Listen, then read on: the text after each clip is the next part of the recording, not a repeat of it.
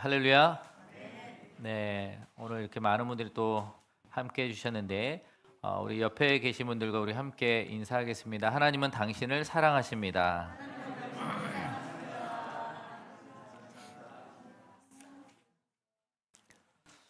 네, 2026년 저희 교회의 표어가 함께 웃고 함께 우는 교회를 가지고 함께 키워드가 함께 웃다, 그리고 지난주는 함께 울다라는 주제로 말씀을 선포했습니다. 오늘은 오늘 들을 말씀의 키워드는요, 교회입니다. 한번 따라서 해볼까요? 교회. 네, 교회에 대해서 좀 깊이 좀 생각해 보려고 합니다. 교회. 여러분들 교회하면 어떤 이미지가 생각나십니까? 교회. 성도들이 생각하는 교회. 교회는 어떤 교회일까요? 많은 성도들은 교회는 은혜의 공동체다라고 얘기를 합니다. 왜냐하면 교회에만 오면 은혜가 되는 거예요. 오늘도 이렇게 찬양을 통하여서 은혜가 되고, 기도를 통해서 은혜가 되고, 또 말씀을 또 들으면서 은혜가 되기 때문에 교회는 은혜의 공동체다라고 말을 합니다. 또 구원의 방주라고도 합니다. 구원의 방주. 세상과 구별된 안전한 구원의 방주. 하나님 안에서, 하나님의 붙드신 그 공동체 안에서 살아가는 구원의 방주와 같다라고 얘기를 합니다. 또는 사명과 헌신의 자리다라고 얘기합니다. 바로 교회는 내가 더 공동체를 위해서 또 봉사하고 그리고 헌신하는 그런 사명과 헌신하는 자리가 바로 교회다라고 말을 합니다. 그런데 반대로 비신자들이, 믿지 않는 자들이 교회를 어떻게 생각할까라고 봤을 때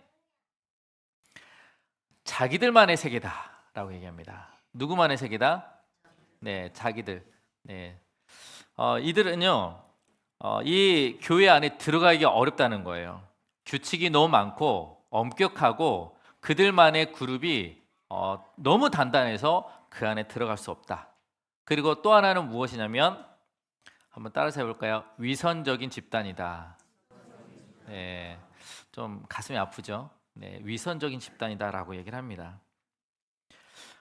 그들은 말은 참 잘한대요.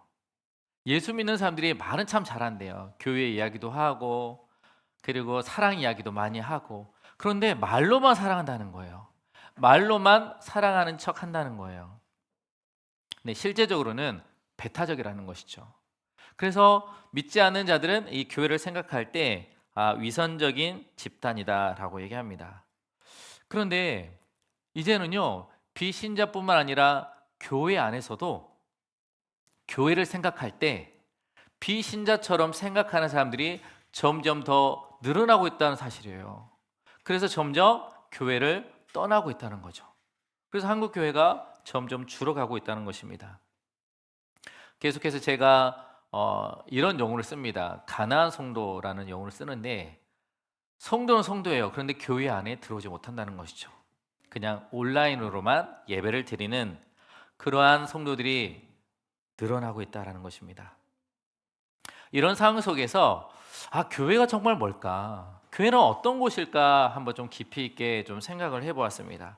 교회가 무엇일까요? 한번 우리 화면에 띄어져 있는 우리 문구를 한번 좀 보도록 하겠습니다. 자, 에클레시아라고 해서 헬라어로 교회를 에클레시아라고 합니다. 그 뜻이 무엇인지 한번 같이 읽어보도록 하겠습니다. 시작. 네, 교회는 모임이에요. 모임이긴 모임인데 불러냄을 입은 자들의 모임이라는 거예요. 이게 무슨 말일까요? 누군가 우리를 불러냈다는 거예요. 우리를 다른 곳에서 불러냈다는 것이죠. 우리 출애굽기 3장 10절 말씀을 한번 읽어보도록 하겠습니다. 자, 시작.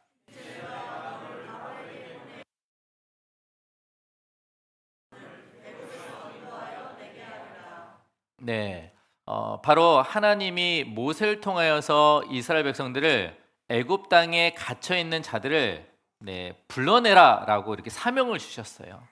바로 애굽 땅에 있는 바로의 통치 아래 있는 사람들을 바로 세상을 얘기합니다. 바로가 신이라고 생각하고 바로의 통치 아래서 바로가 만든 그 규칙 안에서 살아가는 하나님의 백성들이 고통당하고 있는 거예요. 그래서 안 되겠다. 모세야, 내 백성을 불러내라. 바로 이게 출애굽기에서 벗어난 공동체가 바로 교회라는 것이죠. 또 하나 볼까요? 베드로후전서 2장 9절 말씀입니다. 자, 시작.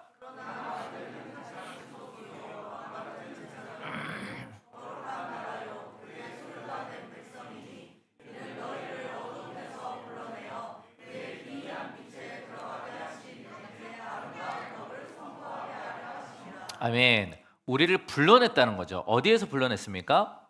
한번 따라서 해볼까요? 어두운 데서. 네. 혹시 이 말씀이 공감이 되시나요? 여러분들이 성도로서 하나님이 우리를 어두운 가운데서 불러내심이 그 감격이 지금 느끼고 계십니까? 어두운 곳이란 게 무슨 말일까요? 어두운 곳. 깜깜한 곳? 우리는 예수 믿기 이전에 한번 삶의 모습을 한번 보세요. 우리의 모습이 어땠습니까? 하나님을 알기 전에, 예수를 믿기 전에 우리의 모습을 한번 상상해 보세요. 너무 두렵고 불안하고 막막하고 절벽 위에 서 있는 것 같은 하나님이 우리를 불러냈는데, 주님을 만나고 보니까 내 마음에 뭐가 사라졌어요? 근심이 사라졌어요. 뭐가 사라졌어요? 두려움이 사라졌어요. 뭐가 사라졌습니까? 불안이 사라졌어요. 우리 안에 하나님이 이 어두운 것들 다 걷어내 가시고 우리 안에 하나님의 기쁨과 평강으로 채워주셨다는 거예요. 이러한 사람들이 그 모임 공동체가 바로 뭐라고요? 교회라는 거예요. 우리는 이 교회가 뭘까라고 생각했을 때 우리는 이 사실 절대 잊지 마시길 바랍니다. 교회가 무엇입니까? 에클레시아, 불러냄을 입은 자들의 모임이라는 거예요. 우리가 이 자리에 모임은요, 바로 하나님이 어두운 곳에서 불러낸 하나님이 선택한 사람들이라는 것을 기억하시길 바랍니다. 그래서 이 사람들은요, 어떻게 얘기하냐면 고린도전서 1장 2절 말씀을 읽어보도록 하겠습니다. 자, 시작.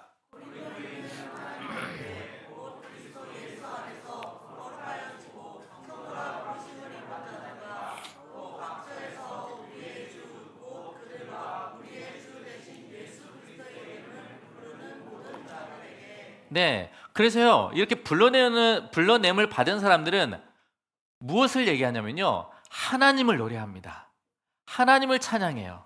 하나님을 높여요. 그래서 이 주일에 바쁘고 휴식하고 싶은 이 시기에 하나님 앞에 나와서 예배를 드리는 거예요.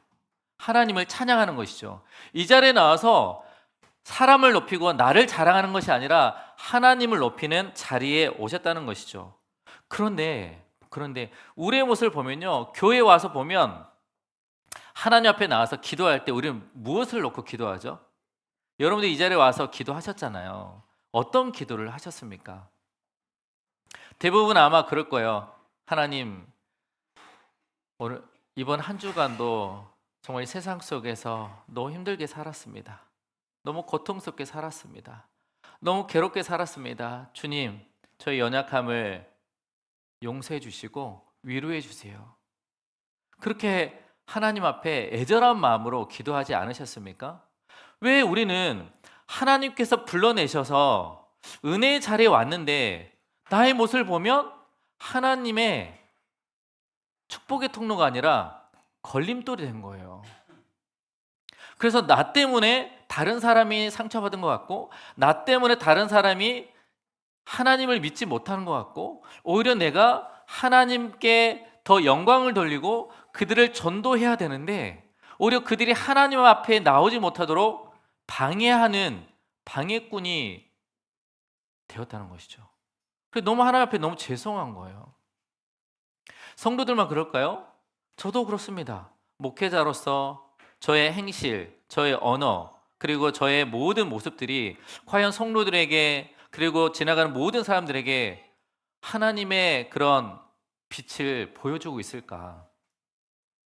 교회가 그 일들을 감당하지 못하니까 성도들이 점점 떠나가고 교회는 성도가 줄어가고 있고 성도는 그리고 믿지 않는 사람들은 교회를 바라볼 때 위선적인 집단이라고 얘기하고 있다는 것이죠. 오늘 사도행전 이 11장에 보면요. 네, 이방인들의 최초의 교회가 등장하는데 이 교회도 마찬가지예요. 한번 읽어보도록 하겠습니다. 자, 우리 19절 말씀 한번 읽어볼까요? 자, 시작. 그때 이스라엘로 일어난 환란으로 말미암아 흩어진 자들이 베니게와 구브로와 안디옥까지 이르러 유대인에게만 말씀을 전하는데 네, 잘 보세요. 그때에 교회가 환란을 경험합니다. 어떤 환란이냐면 스데반의 일이에요. 스데반이 순교를 당합니다. 예수를 믿는다는 이유로 사울에 의하여서 유대인들이 돌로 스데반을 죽입니다. 그 일로 예수 믿는 사람들이라면 여러분들 그 자리에 있다면 여러분들은 어떻게 하시겠습니까? 나와 함께 신앙생활하고 있는 집사님이 권사님이 예수를 믿는다는 이유로 죽었어요. 그럼 여러분들 어떻게 하겠습니까? 그 자리에 가서 저도 예수 믿는 사람입니다 라고 하실 수 있으십니까?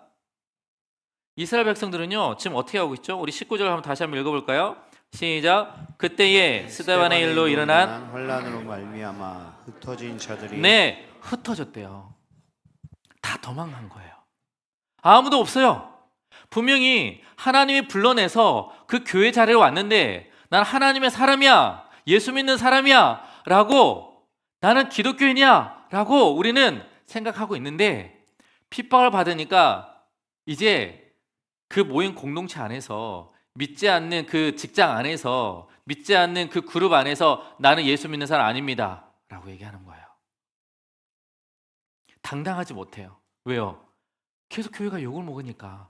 왜? 나도 손가락질 받을까 봐, 나도 해코지 당할까 봐, 혹시 직장에서 혹시 좀 손해를 볼까 봐 우리는 예수 이름을 드러내기가 점점 꺼려지고 있다는 것이죠. 바로 이스라엘 백성들도요 흩어집니다. 우리와 똑같이 믿음을 더 당당하게 보여주지 못하고 있다는 것이죠. 왜 우리는 이렇게 연약할까요? 왜 우리는 더 믿음이 있다고 생각했는데 교회 안에서는 왜 믿음이 있는데 왜 교회 밖에서는 믿음이 생기지 않을까요?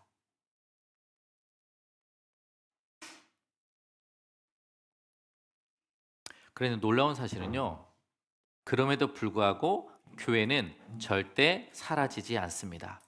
믿으십니까? 예루살렘에 초대교회 성도들이 다 흩어졌어요. 그런데도 교회는 사라지지 않고 오히려 교회가 더 생기기 시작해요. 오늘도 보면 우리 19절 말씀 다시 한번 읽어볼까요? 자, 시작. 그때에 스데반의 일로 일어난 환란으로 말미암아 흩어진 자들이 베니게와 구브로와 안디옥까지 이르러 유대인에게만 말씀을 전하는데 네, 흩어진 자들이 말씀을 전하면서 교회가 세워졌다는 것입니다. 우리 한번 20절 말씀 한번 읽어보겠습니다. 자, 시작. 구브로와 구레네 몇 사람이 안디옥에 이르러 헬라인에게도 말하여 주 예수를 전파하니 할렐루야. 그 연약한 가운데서도 그 안에 믿음을 있는 사람들이 그 자리에서 예수를 전하고 있다는 거예요. 여러분, 보이지 않는 곳에서 하나님의 교회에서, 한국교회 많은 교회에서, 우리 교회만이 아니라 다른 교회에서 각자 자리에서 하나님을 섬기고 하나님을 예배하는 자들이 얼마나 많은지 몰라요.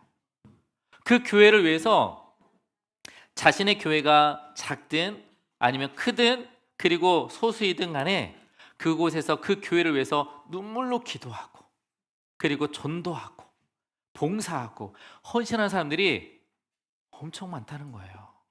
그리고 계속해서 믿지 않는 자들이 예수 믿는 역사가 나타나고 있습니다. 어떻게 해요? 예수를 전하는 자들이 있기 때문입니다. 그런데 놀라운 사실은요, 오늘 말씀해 보니까 어떤 사람이라고 기록하고 있습니까? 우리 20절 한번 볼까요? 하나님의 교회를 세운 그 사람이 누구입니까? 도대체 어떤 사람입니까? 그 중에 그브로와 구레네 및 몇 사람이 안디옥에 이르러 교회를 세웁니다. 그래서 최초로 안디옥 교회가 세워집니다. 그 교회가 안디옥 교회인데 그 안디옥 교회를 세운 사람이 누구입니까? 이름이 없어요. 구레네 몇 사람이라고 얘기합니다. 교회를 세워갈 때 그 교회 안에 목사, 장로, 권사, 집사 여러 명이 있겠지만 교회를 세워가는 거는요, 유명하신 분이 아니에요. 똑똑하신 분이 아니에요. 우리 한국교회 가장 유명하신 분이 누구죠? 뭐 이찬수 목사님, 뭐 유기성 목사님, 요즘에 이제 다 은퇴하시죠. 우리가 알고 있는 유명한 목사님은 다 은퇴하고 있습니다. 그래서 우리는요 그런 얘기를 합니다. 그 다음 세대 이 한국교회를 이끌어갈 목회자가 누굴까? 한국교회를 이끌어갈 하나님의 믿음의 그리스도인들 누굴까라고 봤을 때 많은 이제 교회 지도자들은요 고민합니다. 야, 큰일 났다. 지금 보면 이름 있는 목회자가 없어요. 정말 유명한 목사님이 없어요. 다 작게 여기저기서 목회를 하고 있지만 이름 있는 목사님이 없습니다. 평택에도 보면 세교중앙교회가 좀 큰 교회이긴 하지만 제가 생각할 때는 한 3,000명 이상 된 교회가 거의 없는 것 같아요. 그러면 이 평택 지역에는 교회가 점점 약화되고 있는 것일까? 근데 교회는 그런 이름 있는 유명한 목회자에 의해서 교회가 세워진 것이 아니라는 사실입니다. 이름이 없어도 작은 교회도 그들을 통하여서 하나님의 나라가 점점 더 확장되고 있다는 사실이에요. 믿으십니까? 우리 교회도 마찬가지죠. 그리고 여러분들이 속한 교회도 마찬가지입니다. 보면 눈에 보이는 곳에서 보이지 않는 곳에서 각자가 얼마나 최선을 다해 섬기는지 모릅니다. 교육 부서를 섬기는 사람들, 구역을 섬기는 사람들, 그리고 청소하는 사람들, 그리고 차량 안내하는 사람들, 여러 곳에서 각자의 그 맡은 자리에서 하나님의 일들을 감당하고 있다는 것이죠. 그들을 통하여서 하나님이 세워가신다는 것입니다. 그런데 여기에서 우리 중요한 사실은 무엇이냐면 우리도 그 이름 없는 사람들 중에 한 사람이라는 사실을 기억하시길 바랍니다. 우리는 그 교회에서 저는 누구누구 성도예요, 저는 누구누구 집사예요, 저는 누구누구 권사예요 라고 얘기했을 때 여러분들 이름을 기억하는 사람이 몇 명이나 되실까요? 작은 교회는 다 알겠죠. 그런데 큰 교회에서 저는 어느 부서 어떤 부서를 맡고 있는 교사 누구누구입니다, 어떤 구역장 누구누구입니다, 어떤 직분을 갖고 있는 누구누구입니다. 몇 명을 알고 계실까요? 모릅니다. 그럴 때마다 난 그렇게 헌신했는데, 난 그렇게 봉사했는데 왜 나를 아무도 못 알아주지? 왜 나를 안 알아주지? 많이 서운할 때가 많죠. 근데 하나님은요 자신의 이름을 높이는 자를 통하여서 일을 하시지 않습니다. 보이지 않는 곳에서 가장 낮은 자리에서 하나님의 일을 하길 원하십니다. 그런 사람이 누구냐면요, 바로 한번 따라서 해볼까요? 디딤돌이에요. 디딤돌. 하나님은 하나님의 성도들이 디딤돌이 되길 원하십니다. 걸림돌이 아니라 디딤돌이 되길 원하신다는 거예요. 그러면 디딤돌이 무엇일까요? 제가 디딤돌 찾아보니까 혹시 이제 연세 드신 분은 좀 아시겠지만 예전에는 집에 들어갈 때 그 마루 위에 이렇게 올라가잖아요. 올라갈 때 턱이 높아요. 그래서 그 밑에 뭐가 있죠? 디딤돌이 있어요. 네, 요만한 큰 디딤돌이 있는데 그 디딤돌을 밟고 올라가야 들어갈 수가 있습니다. 그래서 아무도 그 디딤돌을 바라볼 때 아무도 그 디딤돌을 생각하지 않아요. 근데 디딤돌은 항상 누군가의 밟힙니다. 흙이 묻기도 하고 물을 먹기도 하고 여러 가지 이물질이 묻기도 합니다. 그런데 그 디딤돌이 없다면, 디딤돌이 없이 그 집을 들어간다면 어떻게 될까요? 아이고 무릎이야, 아이고 허리야. 그 높은 곳을 올라갈 수 있겠습니까? 올라갈 수가 없어요. 그 디딤돌이 있기 때문에 그 안으로 들어갈 수 있는 거예요. 그리고 그 개울가에 보면 징검다리가 있잖아요. 징검다리에 그 돌이 있어요. 그 돌을 누군가 밟고 지나가야 그 징검다리를 통하여서 강을 건널 수가 있습니다. 그런데 그 디딤돌이, 그 징검다리, 그 돌이 어떻게 버틸 수 있을까요? 그 물속 깊은 곳까지 박혀 있어야지만, 흔들리지 않게 그것에 뿌리를 박아야지만 누군가가 그 돌을 받고 건널 수 있다는 거예요. 바로 그 디딤돌이 누굽니까? 한번 따라서 해볼까요? 교회입니다. 교회예요, 교회. 교회는 걸림돌이 아니라 디딤돌이 되어야 될 줄 믿습니다. 바로 이 성경에서도 하나님께서 왜 불러냈냐, 왜 하나님의 사람들을 어두운 곳에서 불러냈냐, 왜 여러분들을 불러냈느냐, 한번 따라서 해볼까요? 하나님이 나를 불러내신 이유는 세상을 향해 놓인 하나님의 디딤돌이 되기 위함입니다. 믿으십니까? 그런데 때로는 우리가 디딤돌이 되고 싶죠. 정말 하나님의 축복의 통로가 되고 싶습니다. 그런데 세상에 나가면 항상 저는 디딤돌이 아니라 뭐예요? 걸림돌인 거예요. 나는 안 그러고 싶은데 왜 내 입에서 거친 말이 나온지 모르겠어요. 나는 참고 싶은데 참지 못하게 막 긁으니까 욱하는 거예요. 왜 나는 하나님의 디딤돌이 되지 못하고 걸림돌이 될까? 그 꼭 주님 앞에 나오면 막 눈물밖에 안 나오는 거예요. 근데 오늘 성경에 보면요, 한번 읽어보도록 하겠습니다. 21절 말씀이에요. 한번 같이 한번 읽어볼까요? 자, 시작. 주의 손이 그들과 함께 하심에 수많은 사람들이 믿고 주께 돌아오더라. 네, 많은 사람들이 주님께로 돌아오고 있어요. 어떻게 해요? 한번 따라서 해볼까요? 주님의 손이 우리와 함께 하심에, 주님의 능력이 나와 함께 하심에. 할렐루야. 믿으십니까? 나는 분명히 세상 속에서 걸림돌 역할을 하고 있는데, 이 걸림돌 역할을 하고 있는 나의 영혼을 통하여서 하나님이 디딤돌로 바꾸어 주신다는 거예요. 오늘 흩어져 있던 이 예루살렘에 있는 성도들이 다 도망갔어요. 그 핍박에 의하여서 나 믿음 못 지키겠습니다. 저 세상 속에서 내가 예수 믿는 사람이라고 당당하게 말 못 하겠습니다. 저 도망갈래요. 다 흩어졌습니다. 그런데 놀라운 사실은 그 흩어진 자를 통하여서 교회가 세워지게 되는데, 바로 누구의 손이 함께하고 계세요? 주의 손이 함께하고 계시다는 거예요. 그러면서 점점 하나님의 교회가 세워지고 있다는 것입니다. 우리 시편 139편 7절에서 10절 말씀을 한번 읽어보도록 하겠습니다. 자, 시작. 내가 주의 영을 떠나 어디로 가며 주의 앞에서 어디로 피하리까? 내가 하늘에 올라갈지라도 거기 계시며 소홀에 내 자리를 펼치라도 거기 계시니이다. 내가 새벽 날개를 치며 바다 끝에 가서 거주할지라도 거기서도 주의 손이 나를 인도하시며 주의 오른손이 나를 붙드시리이다. 아멘. 하나님이 어디 계실까요? 하나님은요, 교회에만 계시는 것이 아니에요. 하나님이 안 계신 곳이 없어요. 내가 서 있는 그곳에 항상 주님의 손이 함께하고 계심을 믿으시길 바랍니다.